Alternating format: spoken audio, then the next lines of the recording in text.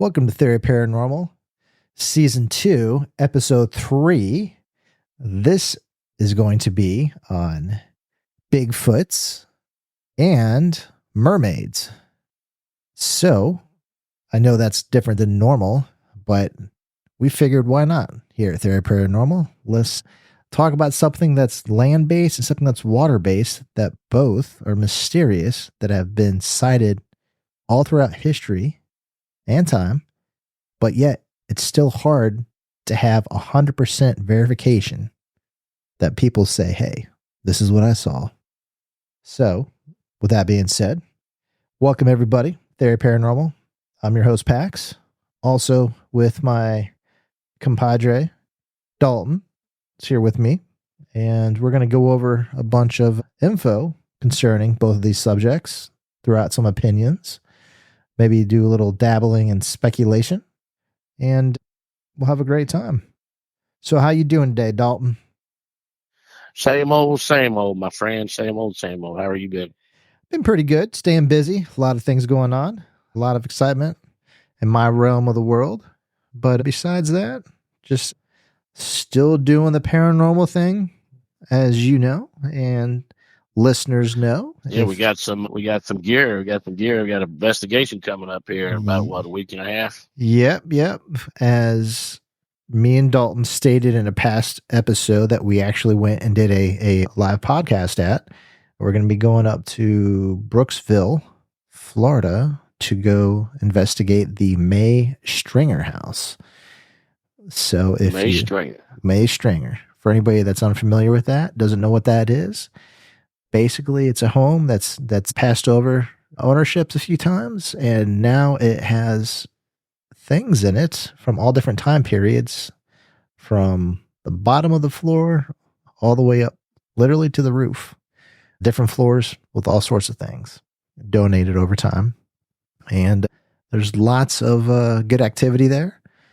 And I highly encourage anybody that wants to know more about it, if you haven't already listened to any of our other podcasts yet, this is your first one. Welcome.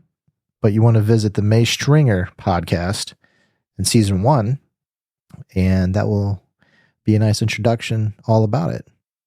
Once we do the investigation, that will be a future episode / podcast, and we will go over our findings, and depending on what type of evidence we get, we might even play some evidence back also, if it's of the EVP, ITC categories. So should be our next episode should be about that investigation. Potentially.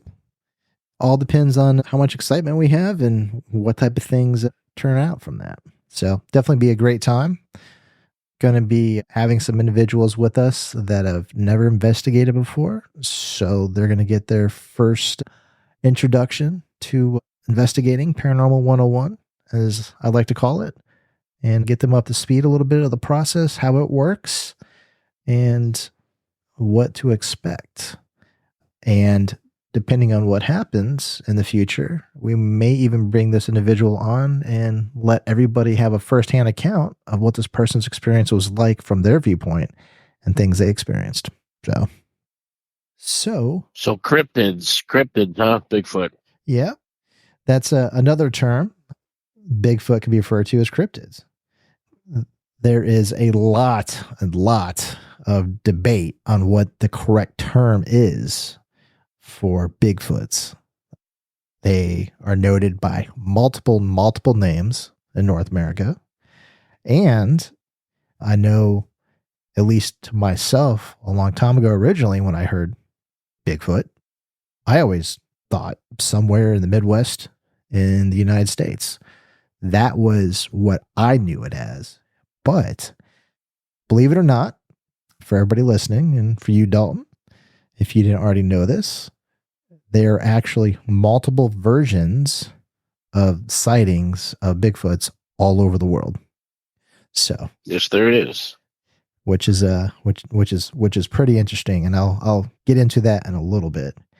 But we're gonna have a little bit of fun here. I'm gonna ask you some questions, Dalton, and you can give me your opinions, and then I will tell you the answer.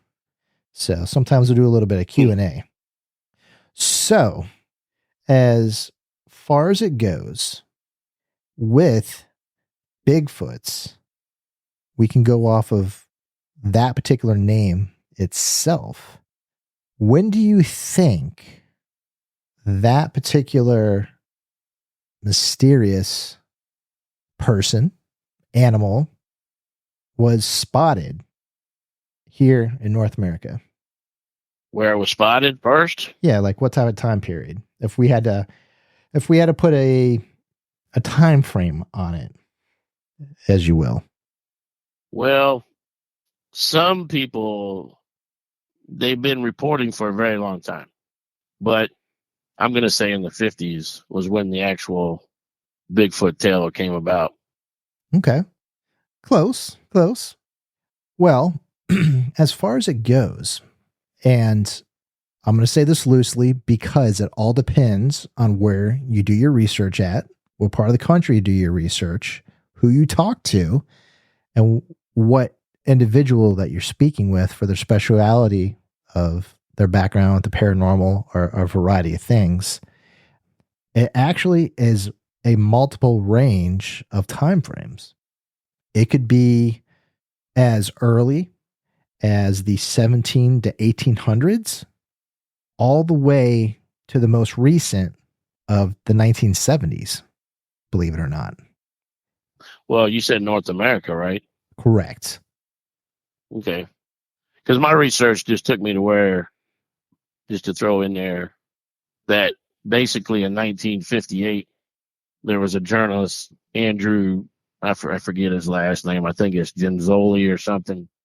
But in the Humboldt times, that's where it actually started, because of the lumberjacks in the Northwest California area were finding footprints, and it basically started out as a good Sunday morning story. Basically, it was a small time story, so that's why I said the 50s, because back when I was researching some of Bigfoot, they've most always said it started in like the 50s, but the 1700s is pretty interesting. That's why I said it probably goes back a long ways, but I think the actual story line of how Bigfoot became famous started in the 50s. I don't know if you agree to that or not, but I'm just saying that's kind of where I was going with it. Okay. Definitely can get on board with that for one particular version of it as far as it goes. Just to paint the picture for Bigfoots, a few different names that have been circulated around depending on the region of the United States in North America. You have the name skunk ape is one, which is more or less hailed from the southeastern part of the country, surrounding Florida. Which we have here in Florida. Yep, surrounding Florida, Georgia, or Alabama. And basically, that was about a mythical creature that was very foul-smelling, physically imposing, and was humongous. And that particular sighting was basically, supposedly, around 1818. And basically, people were fishing, and they noticed something kept shadowing them along the coastal of where they were fishing. And it was big, and it was hairy, and it didn't look normal. And that's how that started. Now, there actually is another name, a version of Bigfoot. I'm probably going to butcher this, but it's folk monster over in Arkansas. Good old Arkansas. Good old Arkansas. Yep. Another name for Arkansas, Arkansas. Yep. And as far as it goes, this is about the 1970s.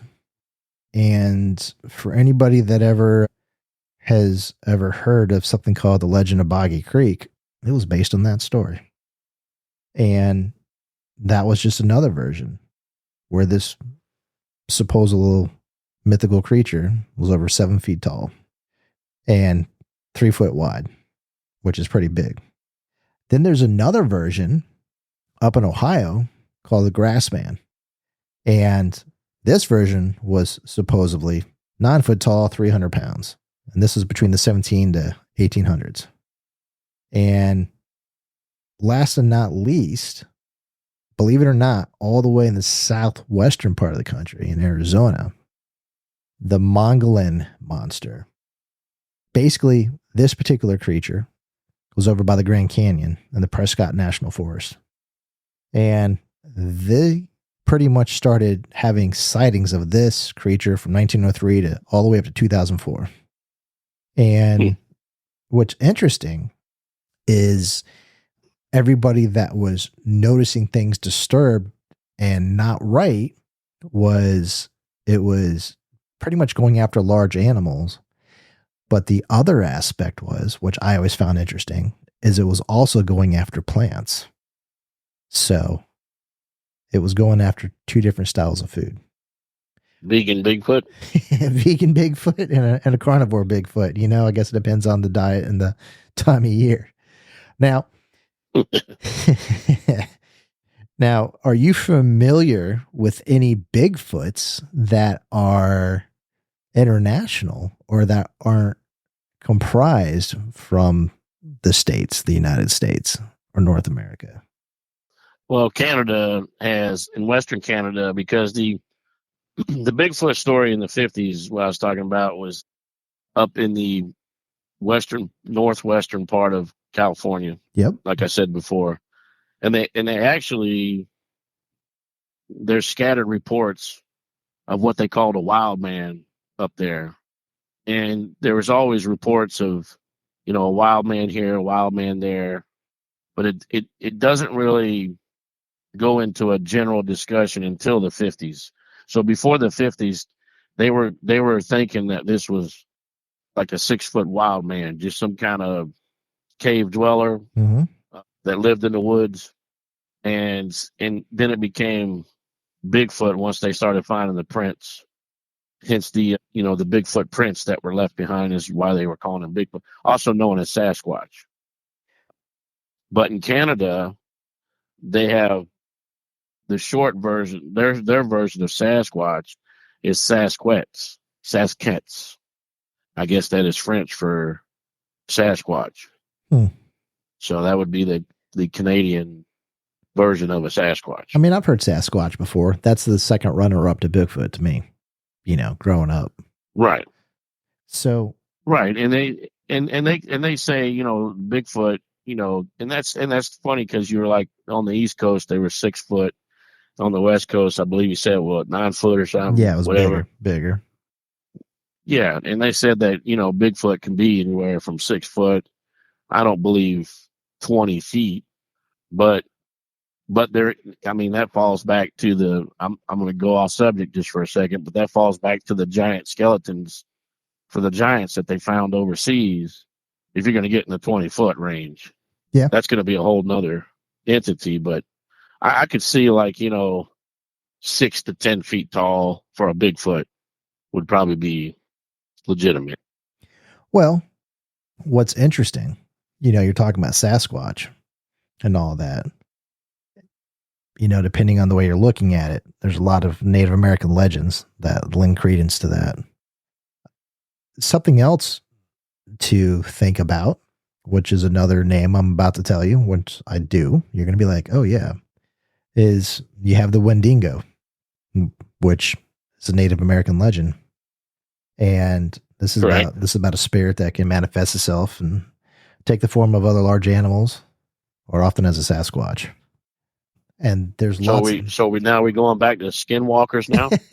Well, that's why I wanted to touch base on that, you know, because that's, you know, that's pretty much that.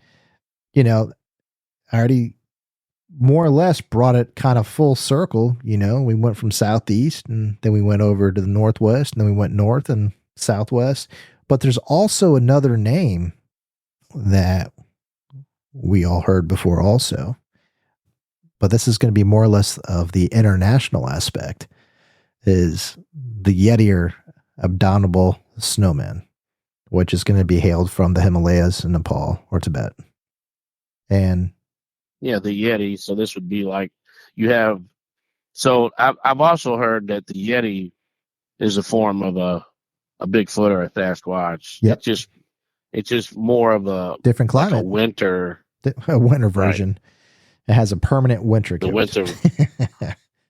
Right. So, and I've heard the Yetis get pretty big. So that would you always wondered, like, did the Yetis come because we're so close to the Antarctic or the North Pole or whatever up there? The U.S. borders. It's not too far from like the northern islands up there. Some of the like Iceland or whatever's up there.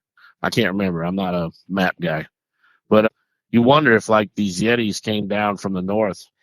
Well, and somehow found warmer weather. Well, to touch base on that, there's actually a theory / legend that back in the day, what ended up happening was exactly that when everything used to be together, landmass wise, that they actually came down through the Bering Strait, walked across with all the other animals, and arrived in North America. So that's and then the warmer weather and the the climate change probably turned their fur from white to brown. Or some people said that. Well, some people said that they also seen Bigfoots that have a brown to like silver tipped hair.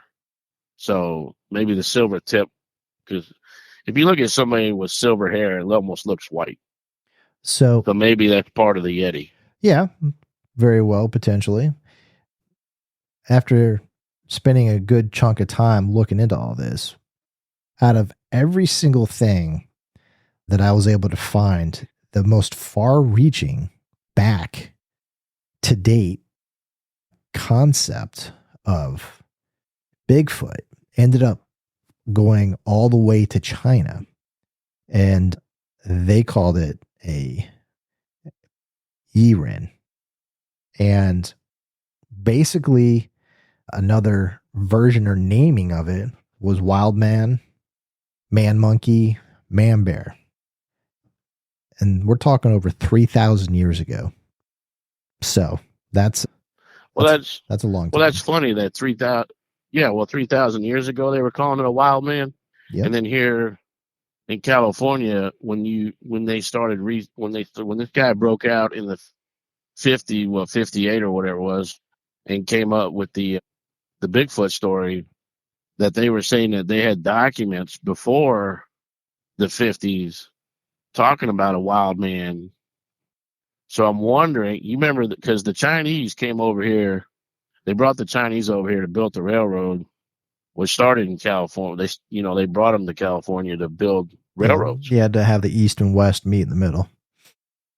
Right. So I'm wondering if somebody brought some kind of documentation over back then, because they seen something similar to what was back home in China, and they started maybe that came from a Chinese account or person.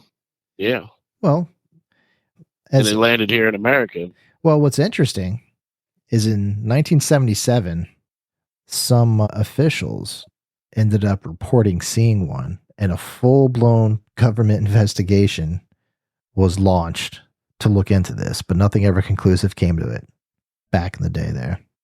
The FBI got involved in that. No. This was actually done in China itself when this happened in 1977. This wasn't anywhere in America. This was in mainland China. Well, it did.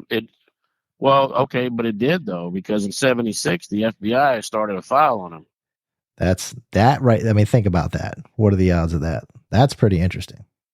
Well, that's why I'm trying to say is, when they brought the Chinese over here from China to, supposedly that's how Chinatown was created in California. Yep. Because if you go into well, it's right there in LA or whatever. But anyway, there's a couple different Chinatowns. I think there's one in San Francisco too. But the first Chinatown was back when they were building the railroads, because they brought all the Chinese over here because it was cheap labor for them to build the railroads. So you're telling me that Chinese started a report in 77, but in my investigating and research, that in 76 the FBI had a file on them. I don't know. I don't remember exactly when they started the file, but in 76 they had a file, and they were even down to analyzing Bigfoot hairs that they found. Oh, I could see that, them trying to analyze the width and composition and structure and DNA and all that good stuff of all that, just to try to put a button on it to figure it out. You know, believe it or not, there's actually a sighting also of a Bigfoot in Down Under in Australia called a Yowie. And basically, this particular legend went back all the way to 1820s to 30s. And the Aboriginal tribal elders and explorers and missionaries would see this. And believe it or not, the Yowie actually means dream spirit. So they actually were stating that the Yowies that they would see would be 12 foot tall, with arms almost reaching the ground, tan, black, or gray, with white hair covering, black skin, yellow or red eyes. So that's pretty interesting. But on the flip side, in Indonesia, the polar opposite's happening. They call it the orange pendek, which translates to pretty much short person or little man. Basically lives in a small little remote forest on an island. And basically people that are part of forest tribes or villagers, some Dutch colonists, and scientists of people coming from the West have had witnessing or viewings of this particular Bigfoot. And they're only talking 2.5 to 5 feet in height, and basically strong enough to pull up small trees. So it's interesting if you think about it. For the most part, all of the Bigfoots from all over the world are going to be anywhere from 6 foot to 9 foot tall. But yet, on an island that's separated from everything else, there's a miniature version, a small version of Bigfoot that's only 2.5 to 5 feet. So would it be fair game to call this Bigfoot actually Littlefoot? Little version. But, you know, well, I mean, even in human being, in the human race, we have people that are 6, 7 foot tall. We have people that are 5 foot tall. We have midgets and dwarfs that are, 3 or 4 foot tall. Yep. And, you know, to go that route, what me and Dalton are trying to say more concisely and clearly is evolution is a pretty wild and amazing thing. Things will change over time to suit its environment or habitat or biome, for my science people there. And that's just what evolution does. It adapts to survive and overcome and to progress and move forward, which is pretty interesting. Now, when it comes to concrete evidence and things that people can produce and say, hey, check this out. I've reviewed evidence of photos that were blurry. I've reviewed evidence of photos or videos that were things kind of moving around, making a lot of noise. I've seen some things that were moving across roads, and it happened in a split second, where if you try to put it in slow motion and you try to break down the frames, you're not going to even get, 2 or 3 images, because it happened that quick. As someone's driving by and they saw something run in front of a car. The thing that all of the instances that I've been able to see, unfortunately, that all are in common with one another, is it's, either too far away from the person shooting the footage to be able to clearly identify what it is, or it's low light conditions to where you can't see clearly, which stinks. I don't know about you, but for me, if somebody presented to me with clear evidence, 4K photo, photorealism, everything was picture perfect, and it showed me a Bigfoot, I don't know about you, but I would look at it and then I would be like, cool. Because I'm thinking, if this is real and this is another form of intelligence, that most likely would be, somewhere along the lines of evolution, with something that can think for itself and, have reason, use logic, survive, have choice, have thought, then I'm thinking, okay, well, for whatever reason, this particular species went that way for evolution and our species went this way. So why? What is it about their life that has made it to where they live that way? I mean, who knows? Well, maybe, they say that our evolution, some scientists say that our evolution comes from apes. It may be that, because even if you look at cavemen back in the day, cavemen were hairy. They didn't never shave. They didn't have the intelligence to do what we do today, which is shave our body, keeping our bodies. So grooming. Pretty much grooming, yes. Okay. So maybe these are just like some of us, there might have been a generation that actually became more of what we are today, where those never transformed into that. They just kind of stayed the way they are. I mean, I'm going to throw some wild theory out there, but what's the name of our? If you look at it, what's the name of our group that we talk about? Well, it's Theory Paranormal. There you go. keep talking. Right. So the thing is when you look at it and you wonder, well, what happened here? Maybe the genes, the science behind how we might have transformed. Let's say if this is, I'm not going to go, and I'm not trying to say this is a definite response. It's just my opinion, and it's not even my opinion. I'm just throwing something out there to think about, basically. So you take a hairy ape looking Yeti thing, and it eventually they say that we come from monkeys. So monkeys are hairy, then they're apes, right? So long arms, kind of like a Bigfoot. They just never finished transforming into a human or what we are today. They're just kind of the same. But, like I said, it's just throwing it out there. Maybe they didn't have enough genes or enough of the cells that created us to be who we are to change them. They just stayed the same, basically. If that, you kind of understand where I'm going with that. Oh, completely. You're just talking about the fact of, evolutionally speaking, that their physiology and intelligence level potentially never kept advancing through procreation and through generations, that it just stayed one level and just perpetually stayed that way.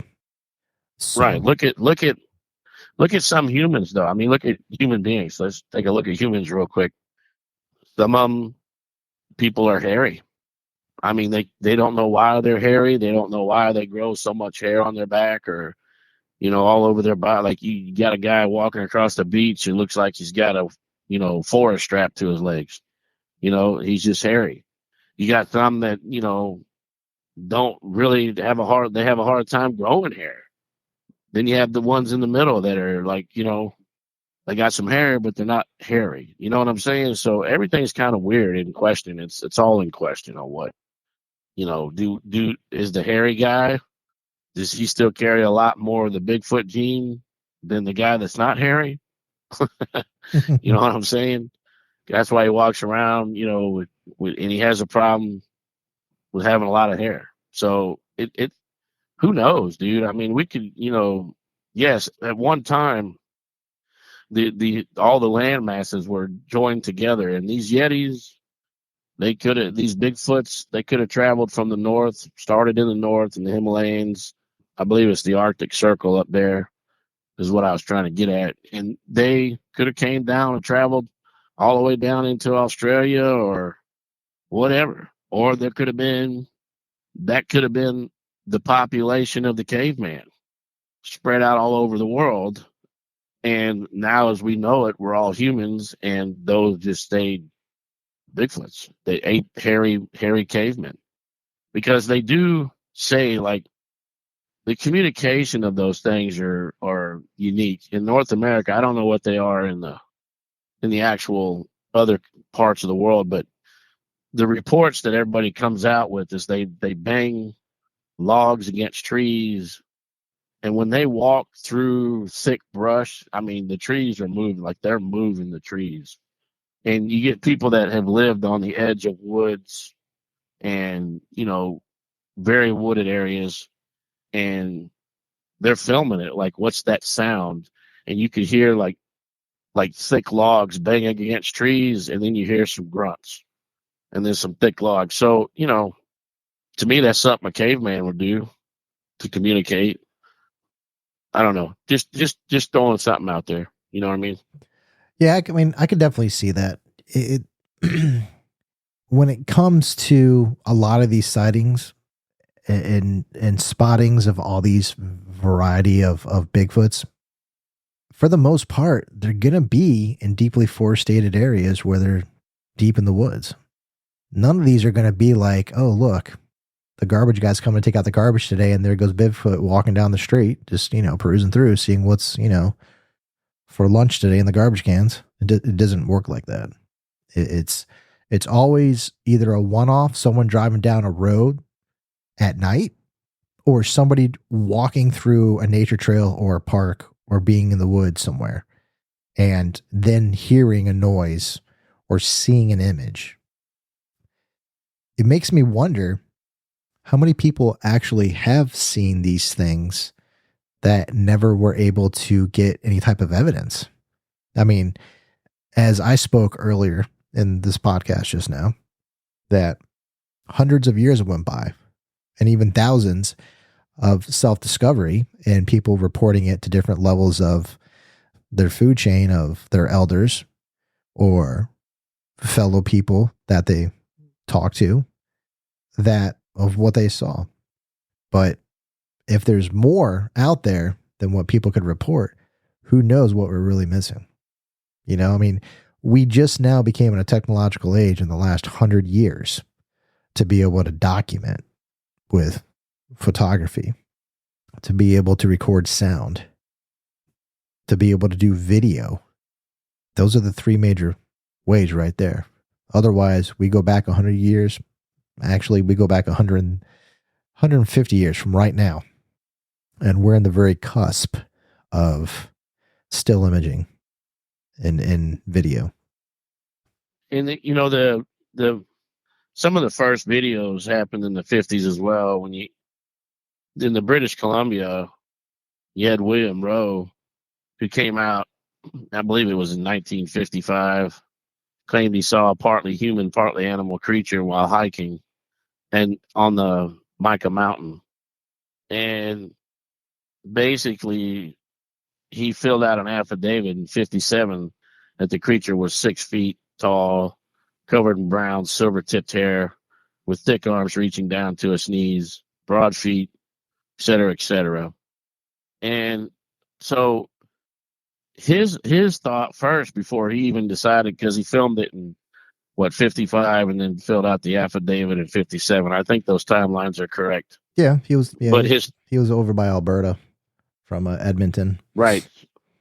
So his thought process was there was a movie out, there was some kind of movie company out there making a movie, and that what he saw was an actor made up to look partly human and partly animal. But he wrote in his 57 affidavit, but as I observed it, I decided it would be impossible to fake such a specimen of that size and basically its characteristics was more animal-like. So you look at that guy, and then you go a little bit later into the years where the FBI was involved, and I believe it was what was it, Roger Gimlin or something, Roger Patterson and Robert Gimlin. They released their video, which became famous in '67, supposedly showing Bigfoot in Northern California. Yep. Why everything leads to Northern California. I mean, the Northwest is famous for its lush forests and landscape and mountainous. Well, redwood. You got the redwood up there. Isn't there redwood forest in Northern California? I believe so. And those trees are like huge. But I'll tell you something, man. Is a well-known investigator.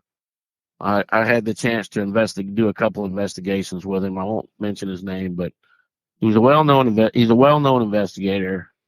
And when we're talking about ghosts and spirits and stuff like that, somebody pops the question, "Well, do you believe in Bigfoot?" And he says, "Well, let's take a look at that." And he goes, you walk up to somebody in a bar or a restaurant or whatever, just a gathering place, and you go, "Hey, do you believe in aliens?" And they kind of look at you like, it's within question, right? They give you the look, whether you're either going to get a yes or it's within question, right? So that's the look you're going to get. Yep. And then he says, "Well, do you believe in ghosts?" And you're going to get the same kind of thing. You're either going to get a yes or you're going to get, well, it's in with question, And he says, "I don't know why, but every time I go, 'Do you believe in Bigfoot?' they all laugh. So why is Bigfoot so funny?" And he says, "I'm going to tell you something." He says, "My uncle lives in Wisconsin, and Wisconsin is known for being one of the most populated states for deer."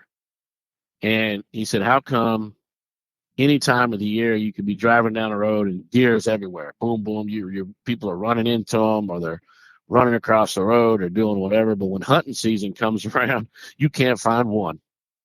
And he said, "If you figured you're in a state that has the most is a state that is the most populated state for deer, and when hunting season comes around, you cannot find one deer.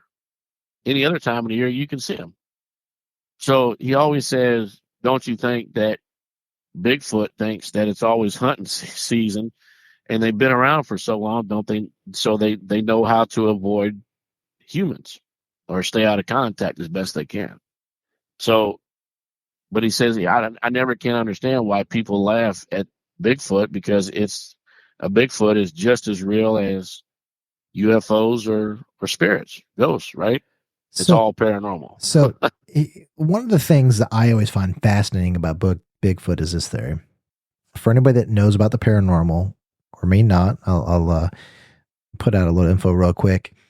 Back in the day, occultism, or a spiritualism, actually is the better term for it, started getting very popular and prevalent back in the late 1800s. People would do fake seances.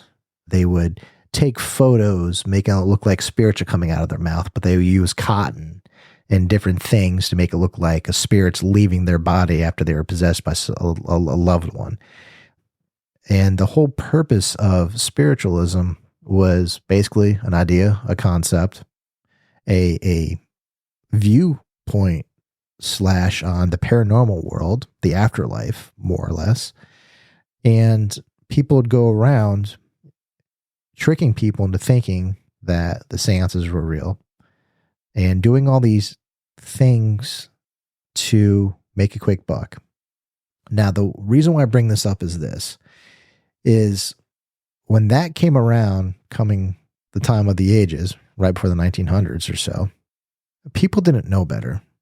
And they were pulling fast ones on people to make money and take advantage of people's innocence, but also to play into what this new and upcoming, I don't want to say buzzword is, but what this new age thought process was. Now, the reason why I put that story out is this. When you think of Bigfoot, besides maybe a tourist trap somewhere in America, wherever they have them, where there's a legend of Bigfoot, And they have their little store and however they do it, to get some local sales and all that and help out the economy. I've never really seen or heard of anybody crying wolf and saying they see Bigfoot and throwing it out there to hype up the media or to do it just for fun to get attention. If you honestly think about it, back in the day, I could see if, depending on the hierarchy of wherever you grew up, or if you had elders above you, or, this was hundreds of years ago, and it was a mythical story to keep the kids out of the woods at night from animals, sure, all day long. Or if it was something that you couldn't identify, so you would make up the story because, you knew there were bears or whatever the case was. Oh, it's Sasquatch again, making that noise at night. But the reality is this. Anytime you see anything in present day about Bigfoot, it's exactly that. It's, look what we found, here it is. There's not really a major divide of, oh, once again, the two brothers that like putting jokes out there and like messing with people did another fake Bigfoot story. What I'm getting to is Bigfoot, for the most part, when people produce things or they say, hey, here's where it's at, it's point blank. There's no gimmick about it, And this day and age now, with trying to get, a quick like or to get somebody to look at a page or, watch a video, without a doubt, wouldn't be surprised if people were faking the funk, as I call it, just to garner attention or get some activity for their social media. But I just don't see people outwardly going out of their way to say, hey, look what I found, it's fake. Everybody, for the most part that I've seen, has always been dead serious. Everybody has the same demeanor, and think about that.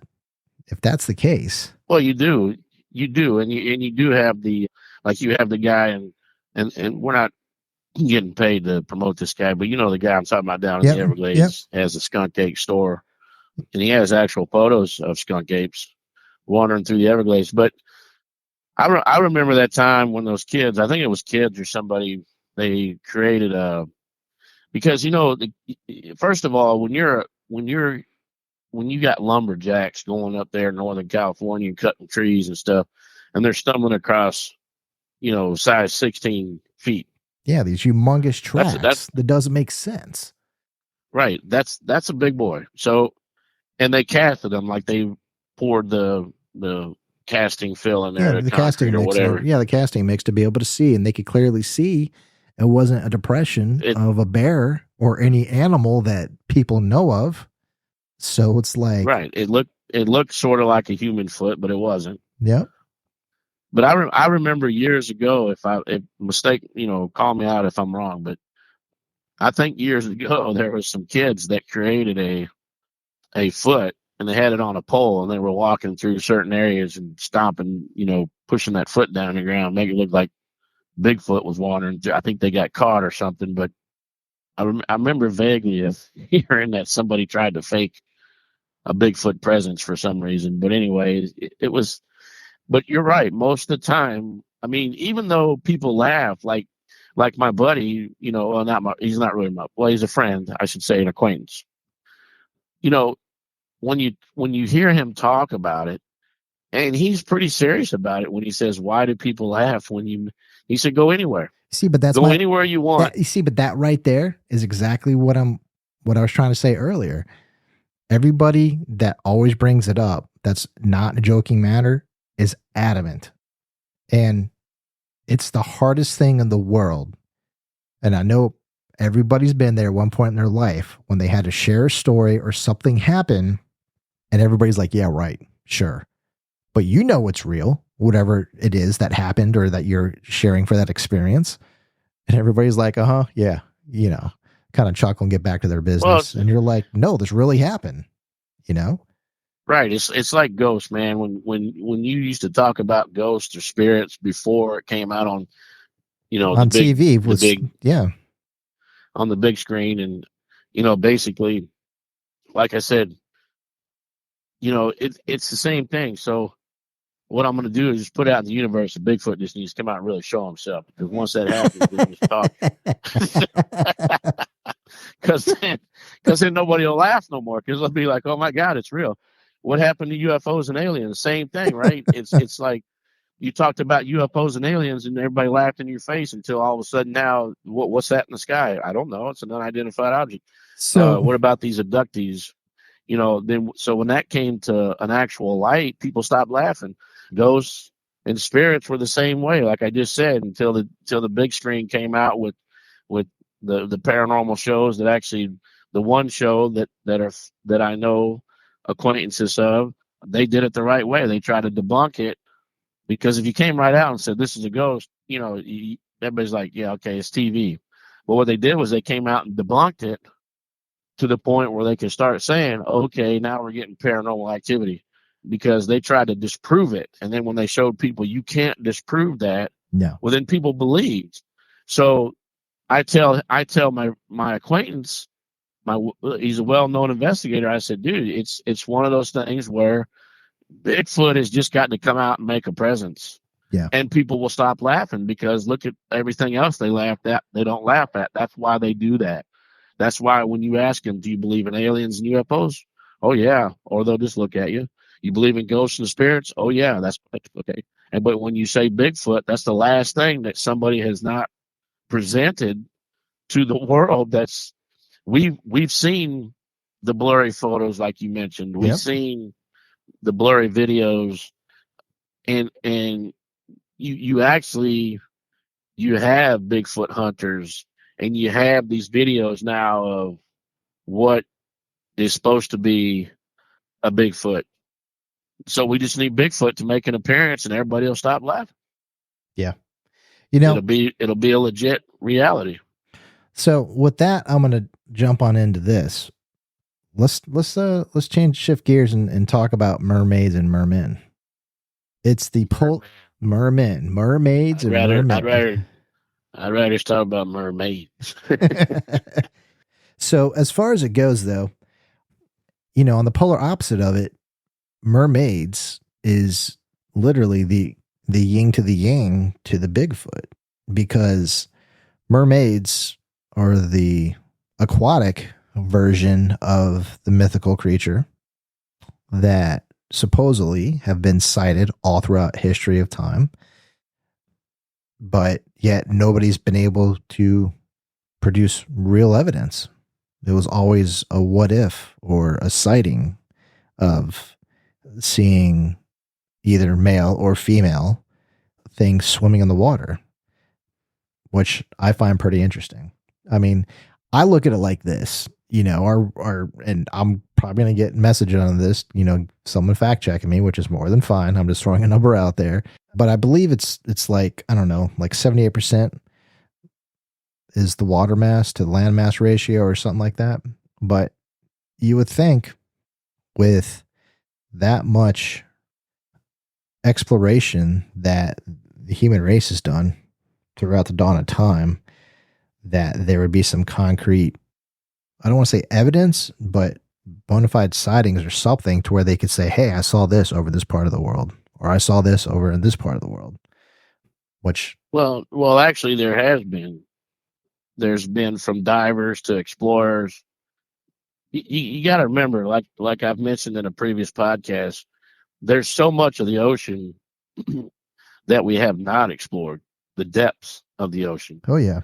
Now, so when you have divers and explorers, they've seen them. They said they've seen them, and and you go back to 2nd century. In the 2nd century of Gaul, they were saying that mermaid corpses were found washed up on the beach. And the governor of Gaul wrote a letter to the Emperor Augustus about these creatures washing up on shore back then.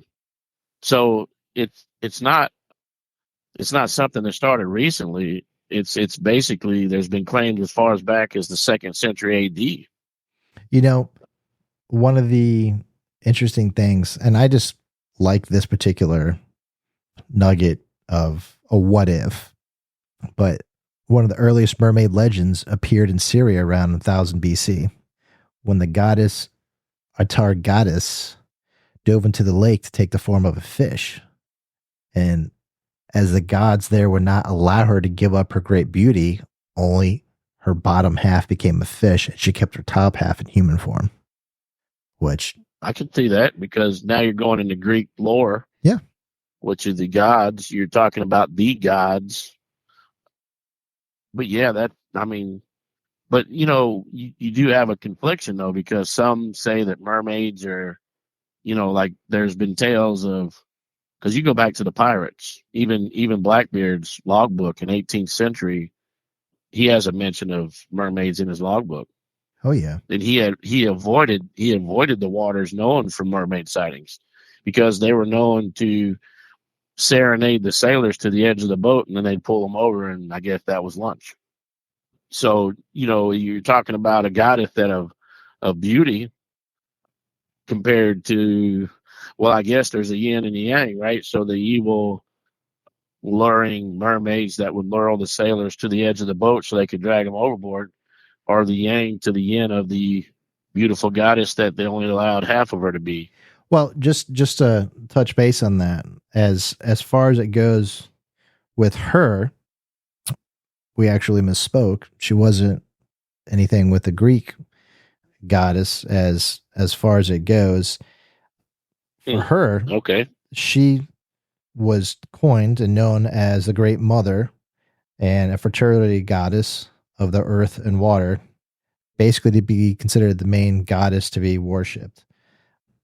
And basically she was over where ancient Assyria is, and later all over the Mediterranean. So she is actually, for the most part, with the lore and everything, was the first instance of the mermaid. And we're talking 3,000-4,000 years ago, before the fact. So, right. So I wonder how, I never did like research that part. So I was wondering how maybe the bad mermaid came about, because well, we haven't even, I did a lot of the, we haven't talked about the different types of the mermaids yet, though. well, okay, is what you're leading to, though, different, Dalton. Right? Because my research went under Blackbeard, Christopher Columbus.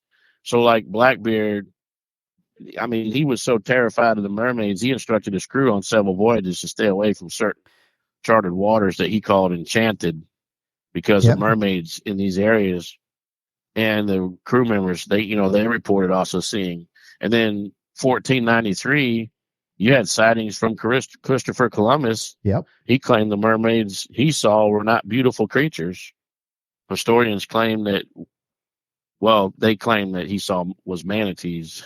I don't know how you can mistake them. So let me throw some things out here real quick to give people to think about before people start envisioning and daydreaming about ugly manatees. Well, I don't know how you mistake a mermaid as a manatee anyway. So here's one thing I want everybody to think about right now. Okay. As you just heard, the majority of these stories, besides present day, if anybody ever submits or has documentation of it, we're talking in times when people traveled the oceans of the world. They were in wooden ships, no AC except for the wind blowing the sails, stale water, food that was rotten, sea salt everywhere. And I guarantee you, a lot of times people, unfortunately, either passed away from not eating enough or drinking enough, or from disease. But the other thing people do when they get dehydrated and lack of water to their body, they start going into a mini shock for lack of dehydration, which is a real thing. And if it gets bad enough, one of the things that happens is people start hallucinating and they start seeing things. or even hearing things. And it's basically your brain playing tricks on you because it can't function normally. Now, one of the big things that the captains would always do is they would have stories as precautions to remind people of things. Like, for instance, if ships would go down over a certain part of water, so far out from land, then they could blame it and say, oh, it was mermaids. But the reality is the water could have been a lot higher there with the reef system being higher, and they could be running aground, smashing their ship, and then people drowning. But they're not going to know that because they didn't have sonar equipment back then. But they come up with these stories as warnings to people. And we all know how the telephone game goes. You tell somebody the number 1, they pass the number 1 to the next person next to them, and you go down a line in succession. By the time you get to the 20th person, it's going to be like number 1,243. And you're like, how do we get that from originally being number 1? So that's, in a way, what I think potentially was how the quote unquote evil side of the mermaids happened. But I'm going to go over this nice little list I compiled.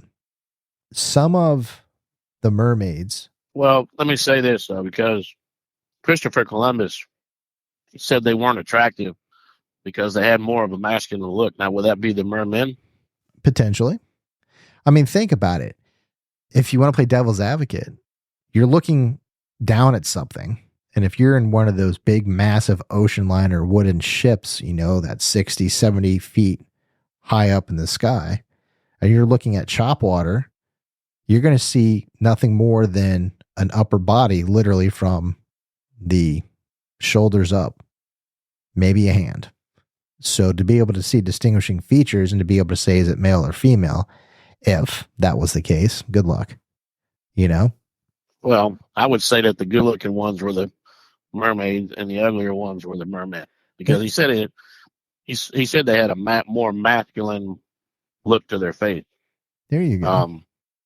So here's something. Maybe that's what that is. Here's something for you.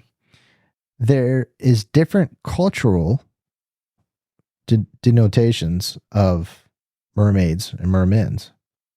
Like, for instance, the Otter Manor is a type of elven mermaid that hails from the Netherlands. Okay. But then if you went over to the Greek side of the house, then you have the Kamene, which supposedly went up and basically came through wells and fountains.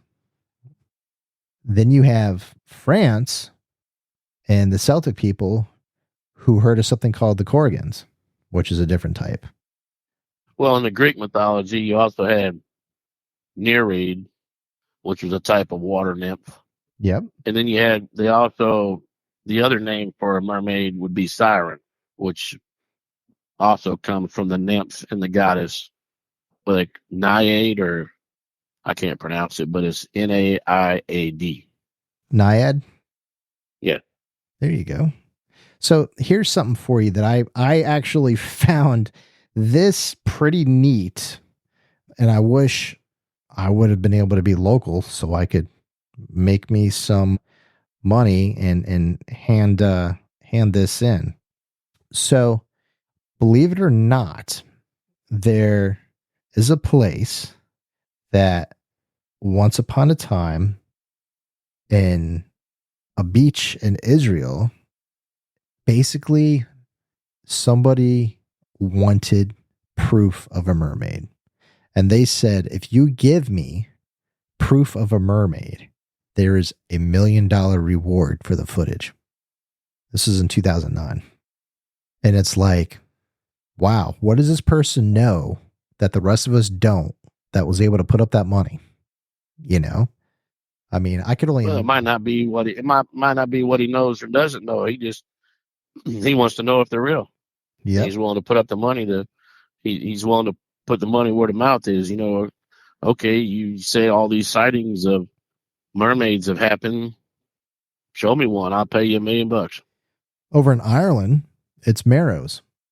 Tales of the Wee Folk or Fairies is not surprising. but they have their own versions, But on the other side of the house, basically, they had soul stealing Irish mermen and mermaids that would get sailors and trap them in pots and take their souls. The thing that I find interesting about this is it's one of two ways: either playful or they're out to get you. That's it. Like over in Scandinavia, over by the Baltic Sea, over with all those countries, it's either neck or knock. And Nixie is another version in the Germanic lore. Basically, shape-shifting, lure people, and then drown them. I mean, the list goes on and on and on and on and on, with all different cultures having everybody's own version and opinion of what a mermaid, merman is and what they do. I think. Well, you were talking about. Go ahead and finish what you're saying. I'm sorry. No, it's okay. I was going to say, I think it's interesting, though, as I originally started out this segment, and after we touched base on Bigfoot, and I said it again, the fact that you have two such prevalent folklore things that are mysterious, that have captivated and brought the world's imagination together and made it to where it influences society. It influences free thought. It makes people pause depending on what their mannerisms or behaviors were, depending on what their lives were, of what they were doing and where they were, because of stories, because of warnings. One. Yeah, you wonder about the warnings, though. I mean, like I said, you have the yin and the yang. For everything, I mean, look at snakes. You have snakes that are non-venomous, and you have snakes that are venomous. The yin and yang. You have different animals that have a good version of their side, and then you have the same animal that might have a bad version of their side. Basically, almost the same animal, but just a bad boy version. So we obviously know in evolution, the yin and yang theory is pretty much a fact. Oh, without a doubt. There's always the opposite. Yeah, there's always a counterbalance. There's always an equal. Counterbalance, right. There's always an equal. I mean, that's one of the crazy things about the world that we live in. For every single thing or problem that we have, for the most part, that's induced, that affects health, there is a cure or preventative that has grown or that can be made from things that are freely in this world. Everything has a balance. You pretty much need it. Yeah, that's what I'm getting at. It's balance. Yep. And it's interesting that way. But the grand scheme of what I think about people and life forms and mermaids in the ocean, I think of it like this. Have we ever really seen anything mermaid-wise? No. Have there been things that have washed up on shores that have had skeletal semblances of human form, with arms or upper torso, and then something that looks like a fish in the back? Yeah, things have happened like that before. But you know about the Japanese encounter in 43? Which one? Where was that at? Were they on the K Islands? Okay. In Indonesia. They had multiple encounters with mermaids in 43. The villagers would call them orang, Ikan or something. Ikan, could be Ekin or however they would pronounce it in their language. So in Malay, orang means human and Ikan means fish. So hence the orang Ikan. And so the soldiers, they were sharing their stories basically while they were on patrol. This Sergeant Taro Hariba or whatever, I can't pronounce his last name. He was stationed for a time in the K Islands, if that's how KEI, so K or whatever.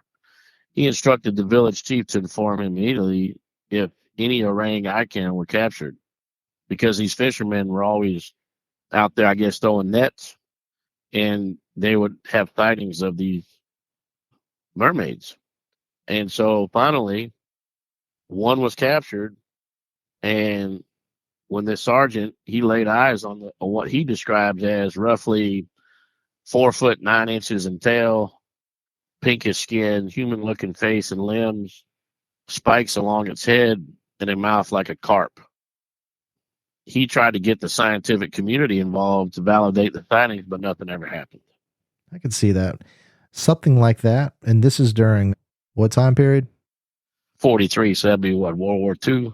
Yeah. That was right around World War II when it sparked up. You know, that in itself was something that momentous and big. I could see why nobody wanted to touch that with a 10-foot pole and keep it off the books. Just because in that time or era, yeah. Yeah, just the science wasn't there. You know, we think our science of today's age and understanding of modern medicine is top notch. But everybody think back to the 40s and 50s and look at where they were. That's how we think we are right now with our medicine technology. But they thought they were at that same level back then. You know, who knows where we're going to be in another 50 years from now, 70, 80 years from now. In British Columbia, they threw out a $25,000 reward for one too. I could see that. You know, I'll say this. This is my theory. For the place that we live in to be predominantly water, I would not be surprised if there was some sort of life form somewhere that is in the deep bowels of the ocean that potentially might be some form of intelligence, rather we understand it or not.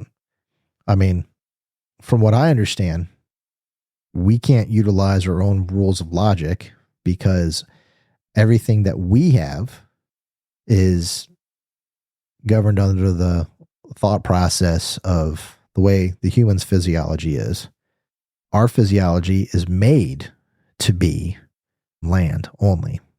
Our lung capacity, the way we breathe, everything of the ocean and in the waters is made for that biome and that environment.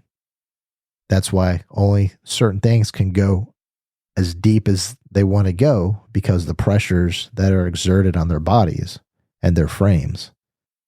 It just depends. But well, you take it back to our alien conversation, and where I mentioned that, a lot of aliens have been videoed coming out of the oceans and the lakes, because you do supposedly have mermaids that live in the rivers and lakes. Well, I mean, look at it for what it is. What's the one place that we can't go because we're not built for it? I mean, that makes perfect sense. Exactly, but that's what I'm saying. So are these mermaids just alien visitors that have lived underwater for so long because of trying to hide from us that they just pretty much, became the best way that they survive and swim is to be able to come half fish and basically half humanoid type, creatures. Here's the cool thing that you just popped in my head. Everybody is always so fixated and driven to look at the evolution of humanity, humans. Some people talk about the power of creation, the Big Bang Theory. Some people talk about other aspects religiously of creation. Some people talk about it via science and biology. Who's to say that our world isn't inhabited by other things that aren't even from this place that we call Earth, that are from somewhere else, that have just manifested or changed over time? Well, and then you can look at, yes and no. So you can say, okay, there's meteors that come in our atmosphere all the time. We have meteor showers all the time. So let's say some foreign organism or cell traveling on that meteor, because you do have, like in the ocean, you do have stuff that attaches itself to other fish. Like you look at whales and you got those, what are those things are that they clamp onto the side of them, basically. Yeah, they're smaller fish that clamp onto the side and eat the bacteria and do different things. They're acting as a symbiote, basically, living off of Right. another So what life if form. what if this meteor, you have this organism or cell that's trapped, that attached itself to a meteor, came down, landed in the ocean, bam, here's a whole nother speed. Because there's still, like, in China, Japan, and even in Australia, I see reports of them fishermen netting well, let's just walk it all the way up to the edge of the U.S., where these netters, they're netting fish.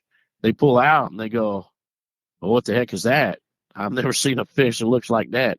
And it's some kind of weird fish that happened to crawl in there because, they're might be doing crab or something.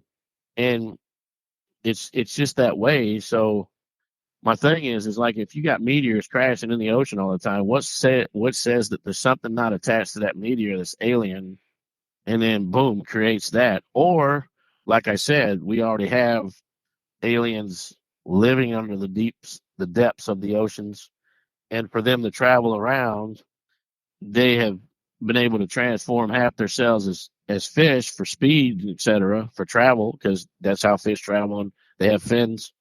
And then the top half being humanoid, because let's say this thing pops up near a boat, like you said, you can only see from the head to the waist.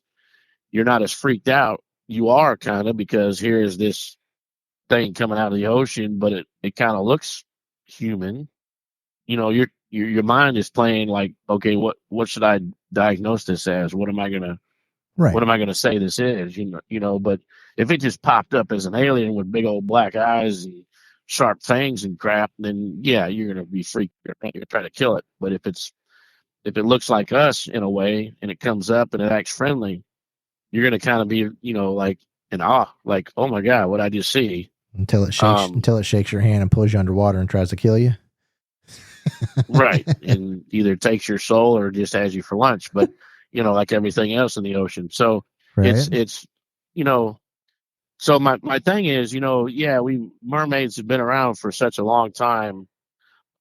The tales of mermaids have been around for such a long time that it just kind of makes me wonder, because we're what I like that we're doing is you're pretty much trying to piece it together in our own way. Not that it's fact or anything. This is just our own way of trying to throw it out there and say, hey, did anybody think this or that? Because nobody's out there really dissecting this stuff. They're just going, yeah, there's a mermaid.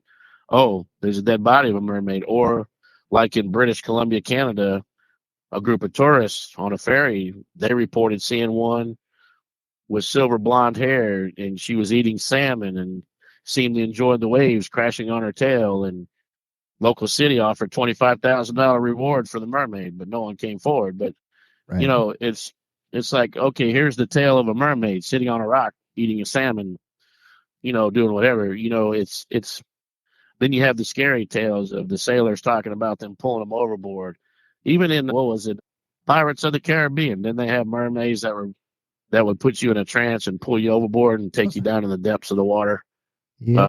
Yeah. So it's, but you can go from goddesses to gods in Greek mythology, or just a goddess of some kind of mythology, to okay, well, if that's the case, then maybe they came from that. But also, with the meteors that crash on this earth, or suggesting that aliens live in the depths of the ocean, the fastest way they can travel is to be pretty much like a fish without flying a ship through the ocean, right? So, Yep.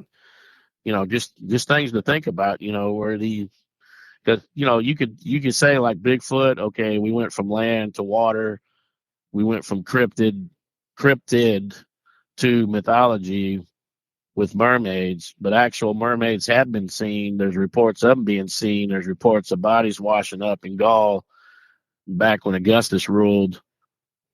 Blackbeard got it in his logbook, and which was an actual pirate of the seas. Okay. Christopher Columbus is seen it. So again, I'm gonna just lean on more that mermaids are most definitely a real thing. But again, it's got to be a Bigfoot thing. They have to just come show themselves, blatantly to somebody to say, "Hey, here's something that's, here's one right here. It's real," and people won't laugh at it. Yeah. Yep. I could definitely see that. You know, at the end of the grand scheme of all this, there's one thing that's very prevalent and true is they are both very big, I guess I'll say superstitious, but very real things that people have experienced in their lives at some point in time throughout the history of man and woman.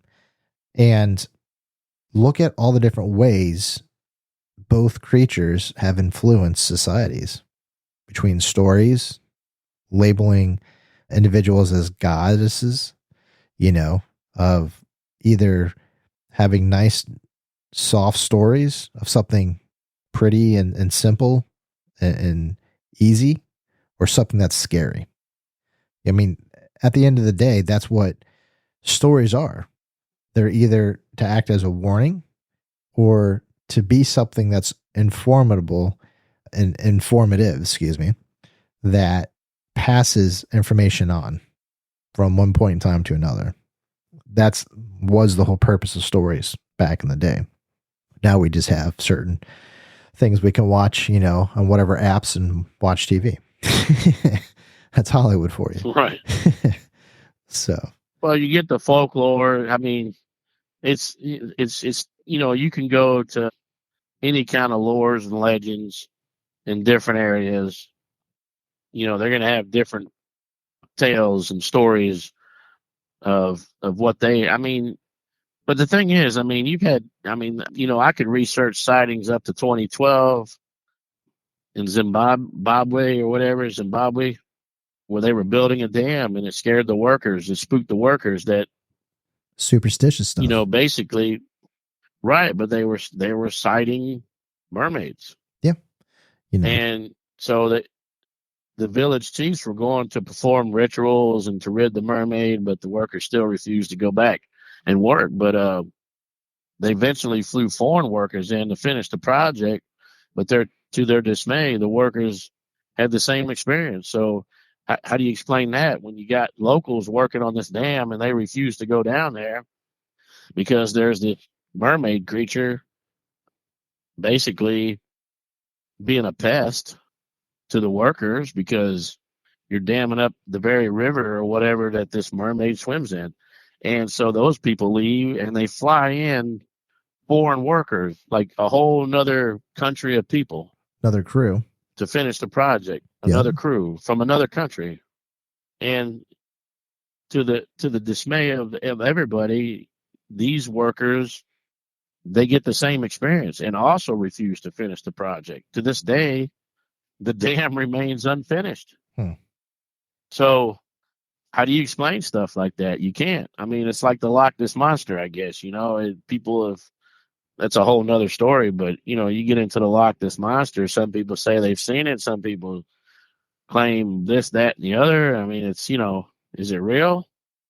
Who knows? It's another one of those storylines that you keep following, but you never see any like actual proof of, like a clear photo of it or anything that says. You always got somebody filming. Even today, like their cell phone is filming their selfie, and in the background something comes out of the water. Well, that could have been a humpback whale, could have been anything. You know what I mean? Because it's, but it's all. I guess you bear it down to Bigfoot, mermaids. I guess it's just going to fall like to anything else. It's going to be what you believe until you have an actual clear sighting of one or experience that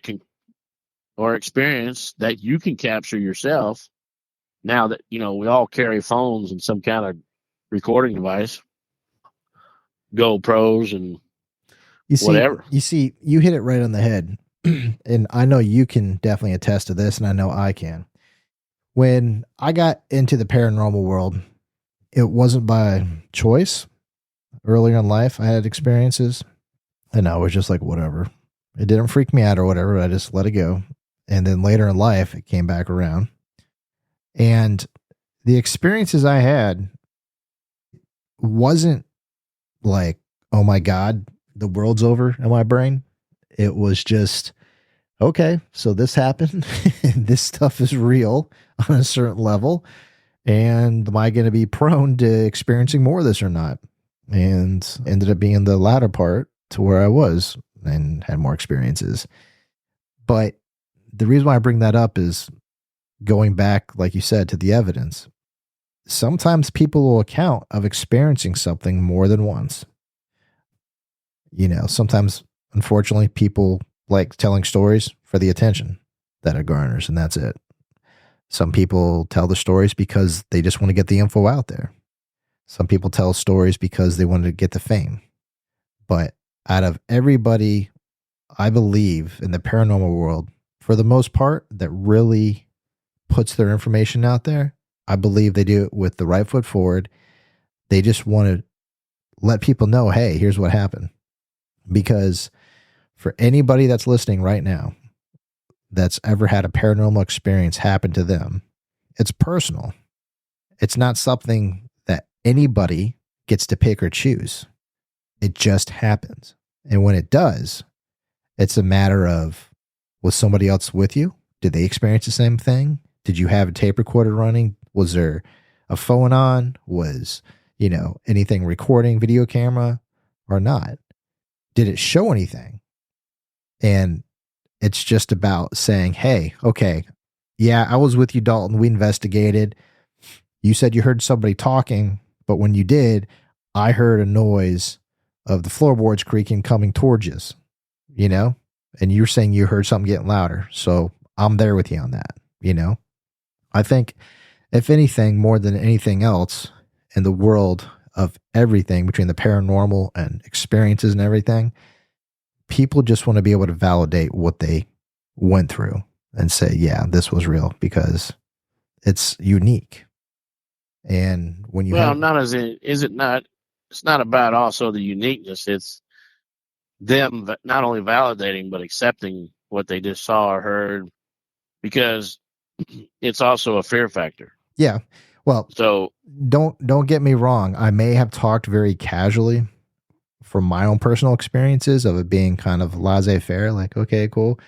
But hey, I will be the first to admit there were times in my professional paranormal life when I did investigate at times, when I heard something or I felt something or I saw something to where it was like the, oh my God factor inside,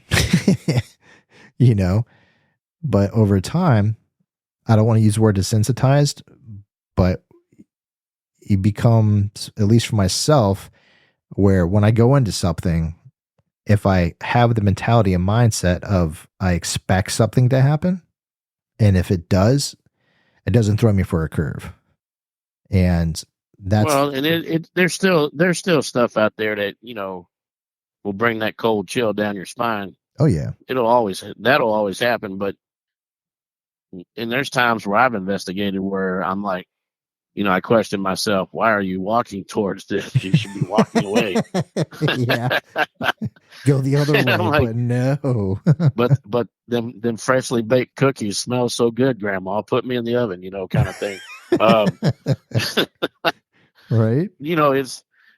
But my thing with Bigfoot and mermaids is basically, do I believe in them? Of course I do, because there's aliens that exist, in my opinion. We already know what we do. We do paranormal investigations, so we already know about the different realms and what we've learned over all the years that we've been investigating separately and together. I believe in spirits. I believe in UFOs. Have I encountered a Bigfoot? No. But do I believe that they exist? Yes, because all this other stuff exists. So when you see a mermaid, when you hear about mermaids, should I believe they exist? Yes, I believe they exist. I've seen skeletal remains that some of these documentaries have come up with, and you'd have to go. I mean, yeah, you have 3D printing machines, you have stuff now that can create stuff like that. But here's my point: people didn't think that giants existed, and what have they been unearthing for the last 10 years? Remains of giants, like heads the size of my truck that I drive. You know what I'm saying? Yeah. It's so, like I said, there not only, and you cannot always take it to the depths of the ocean, but take it to parts of the world that's way too cold for us to go, or way too hot. There is still a lot of land that we have not explored, investigated, or done anything. What if there's a creature that lives around the volcanoes, and you can only get so close to that, the lava and stuff like that. But you know what I'm saying? It's like the world is such a vast place. I mean, piece of, yeah, it's just one huge piece of property that goes on forever. I mean, look at it like this. You know how big, okay, think of your bedroom. Think about how big your closet is, okay, for anybody that's listening. Okay, if you have a closet that you walk into, or you can just open it up, put your clothes in, think of it that way. I know if you live in Europe or different places of the world besides the US, a lot of homes don't have closets that you could put clothes into. You have your cabinets that you put your clothes into. Think how big that space is, okay? That space is, for the most part, all the space that's needed for a Bigfoot to be somewhere in the woods. So that whole space it's taken up could be where it's at. It's not that big. And when you go to forests or woods where the trees are and landscapes just far as you can see, nothing but nature, I mean, the options are endless. Likewise with the water. Water even more so. We still haven't even explored. Water way more so. Well, we haven't even explored all of the ocean's floors or all the nooks and crannies. And we probably, right. And we probably, like right now, that river I was talking about that's dissipating, and now all these caverns are showing up. Yep. That were underneath. That thing wasn't, I mean, if you looked at that river from the top side when it was full, it didn't look to be that wide. Nope. And now that it drained, that it dissipates, and it's got all these caverns that go way down into the earth, these underwater caverns that they have. So who knows, man? Like these springs, I mean, we got springs in Florida that, divers can only go down so deep. Who knows what's down there at the very bottom? What kind of, thankfully, like it might not be like the light bothers it or the warmer water bothers it. That's why whatever it is down there doesn't come up and try to eat us. So but all these people that swim in these springs and think, oh yeah, there's a big old hole over there. Okay. In like a cavern. So I'm gonna ask you this, then. This will be the last question I have for you, because it's about that time. If you had to only pick one side of the house, if you could only pick either Bigfoots or some sort of evidence of life forms like mermaids or mermen, some sort of life forms in the ocean, which would you pick that you think you would believe would be more to actually potentially be there? If you could only if I had to pick one, yeah, would you be Team Bigfoot or would you be Team Mermaid? I mean, Bigfoot's been around for a while, and it's been running to the ground. I believe if like somebody could actually, I'm into a lot of the mythological stuff, and so I would probably lean on Team Mermaid, because that is not something you hear about all the time. It's very well kept. It's just not something that's spoken all the time. Bigfoot's spoken a lot. Any kind of little noise or another footprint, boom, there it is. You see, I go after the mysterious part, which would be the mermaid. It's interesting. You threw me for a curve. I thought you were going to say Bigfoot, because it's prevalent. There's been so many sightings, and there's so many variants of it across the world. Now, for myself, right. What do you think I'm going to pick? Well, I don't know, because it depends on you. If you go for the more prevalent thing that's been cited already, and whatever. I mean, yes, mermaids have been sighted in a way, but like I said, they're mysterious. But I couldn't tell you what you'd pick, to be honest. You might go for mermaids. I don't know. Actually, I would go for mermaids for the sole reason is this. This is my simple theory. Here at Theory Paranormal, you heard it first from me, even though I already kind of touched base on it earlier in the podcast tonight.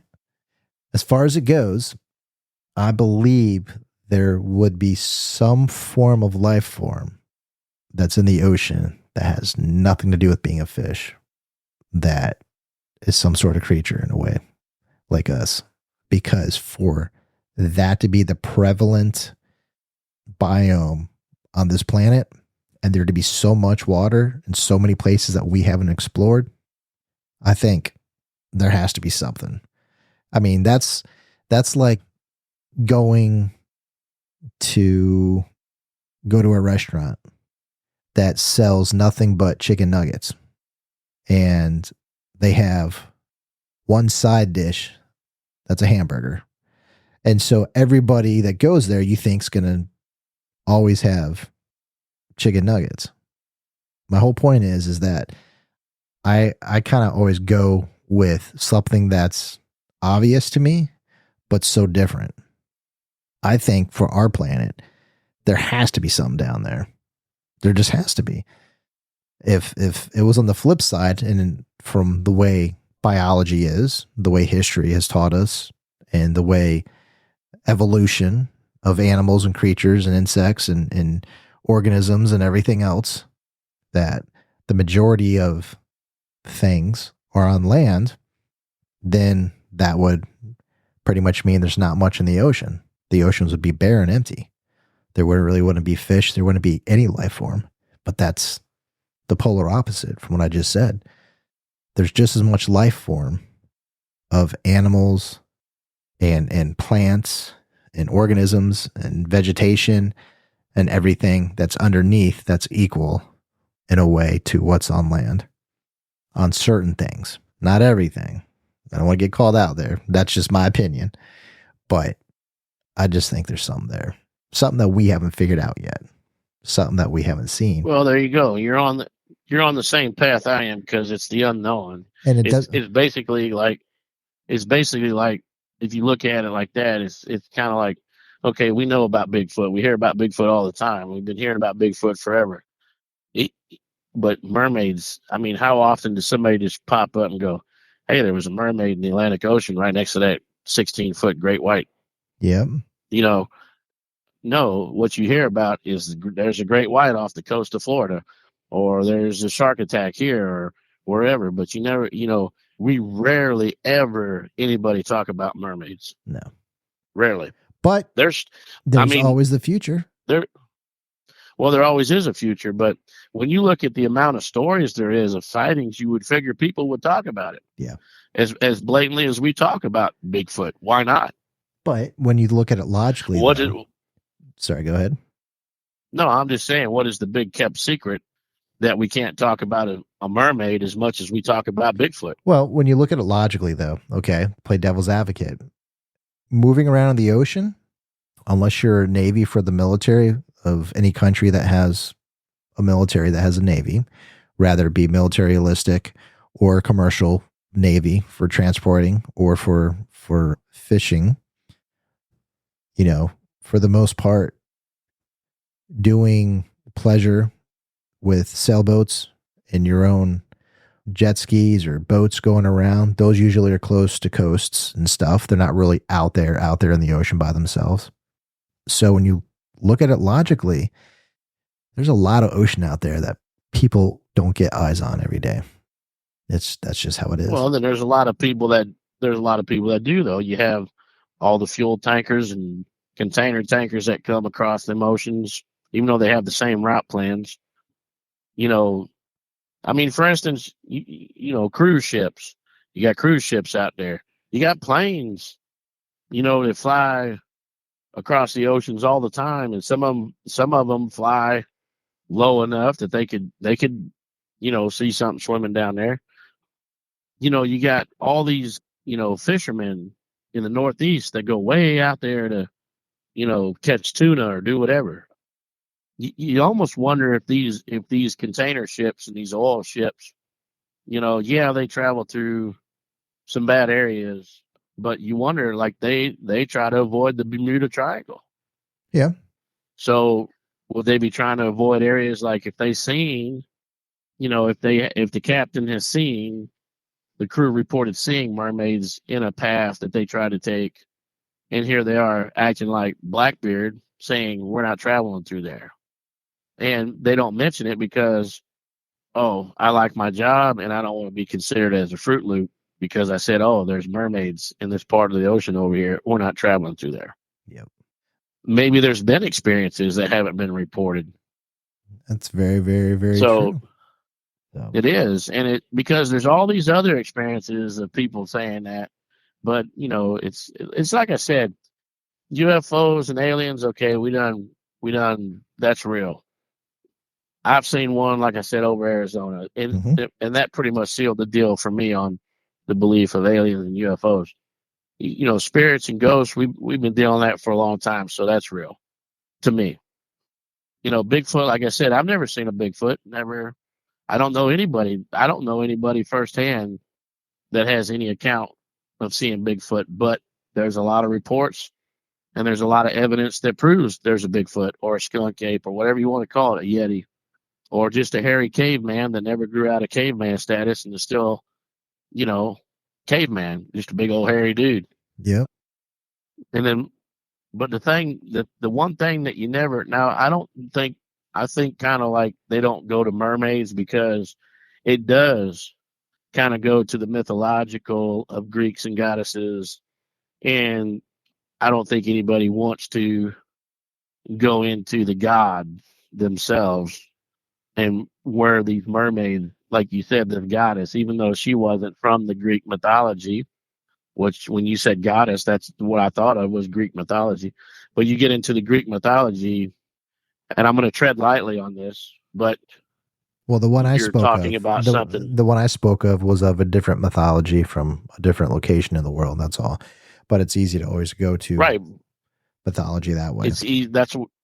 Well, that's what I'm saying. You go to the Greek mythology because that's what we're trained to know is the Greek mythology and the gods of Zeus and Pegasus and all the different gods, Ares, the goddess of love and all that. So the Titans, the original gods, all that good stuff.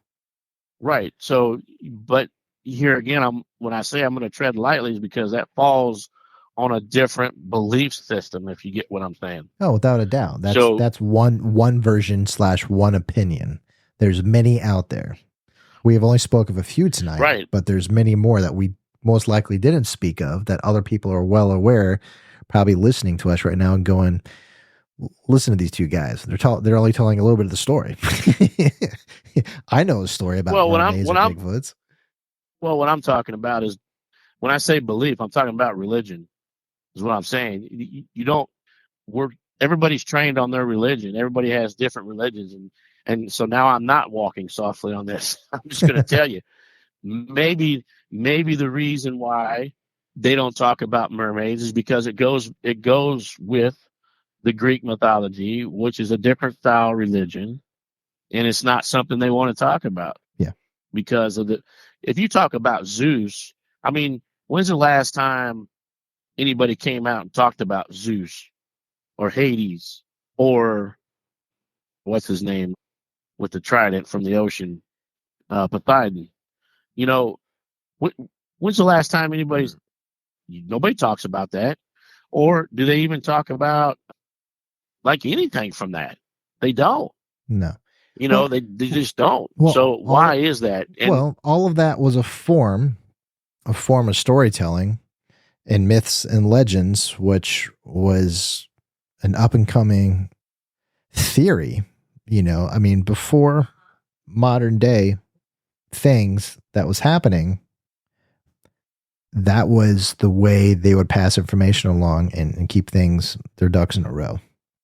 No, but see, these people believed in these gods. They worshipped these gods. So, yep. And I know we just got off of mermaids and Bigfoots, but this to me is why we don't talk about mermaids. Like you don't hear people on the news going, "Oh, there was a big mermaid." No, they're not going to mention that. No, they wouldn't. Why won't they mention it? Well, it's because I think logically and in theory, certain things are so taboo that are off untouchable that if they were introduced in society, that it would break things. It would break concepts. It would break people's minds per se on certain levels. It would break foundations of understanding. It would break things for people that maybe might not be ready to accept nor handle something that may be introduced to them. And that's the problem. Well, but go ahead. Well, here's the thing: they're bringing out now that they believe there's a megalodon running around. You just brought out a prehistoric creature. Why not a mermaid? Well, see, but the thing is mermaids, unfortunately, for the most part, are mythical. But a megalodon, scientifically speaking, could be very true. Well, it is true because they find the teeth, these huge teeth on the shorelines of certain, even off the coast of North Carolina is one of the most famous place to find megalodon teeth, which, is what they claim to be because they're like 10, 20 times the size of a great white tooth. Yeah. It's just a big old tooth that's bigger than the palm of your hand. Yep. Anyway, I mean, you can go, I wasn't trying to get like completely off, but I am wondering, I do question, why doesn't anybody, and that's why I lean on mermaids, because nobody else seems, unless they want to, but are scared to come out and talk about it. I don't know. Well, but that's why I'll pick mermaids over Bigfoots any day, because a megalodon, if you showed me there was a real megalodon running around, I don't swim in the ocean anyway. I feel like bait, but it's if you showed me a picture of a megalodon running around the ocean, then yes, I'm going to be intrigued. Yeah. Yeah. I'm team mermaid also. There's so much there that has either perished and passed away that we can't get the DNA of because it's gone. Unlike the Earth, with fossils and stuff. I mean, yes, there is fossils also in the ocean, but it's different. But well, and like I said, I'm gonna lean on that these mermaids have some kind of alien background, because some accounts of sailors say that they use telepathic, because they can't talk, but they can use telekinesis. I can't say the word. You're talking telepathy. Telepathy, yes, but it's what is it, telekinesis or whatever. Anyway, so they use telepathy to speak to the human. No, there's what word I'm trying to say, that big old word, telekinesis or whatever. You're talking telekinesis. Yes, thank you. So telepathy, to break it down from my southern charm, telepathy would be, so they communicate that way, and that's kind of an alien technology, right? So aliens can communicate. I was going to touch base on that, and I'll just say this one last comment is, as me and and I know people that listen may have personally experienced things or know somebody that is, as I call, gifted, able to do things that a normal human can't do, like read someone's mind, or maybe see spirits or ghosts, or feel energy, or be an empath, or touch an object and get a memory of it, or a sense, a feeling, a smell, or even up to the point of thinking of a loved one and getting an impression of how they're feeling, their generalization, their well-being. I mean, I could go on and on, with maternal instinct type things of mothers having a special bond with their children, of knowing if they're in danger or if they're okay, or, it goes on and on. Inherently speaking, and logically speaking, physiologically speaking, are those normal traits of a human being? No. Do we know where they come from for anybody that has these abilities? No idea. Have they ever found any genes in the genome to be able to see, oh, here's where it is, here's why it's there? No.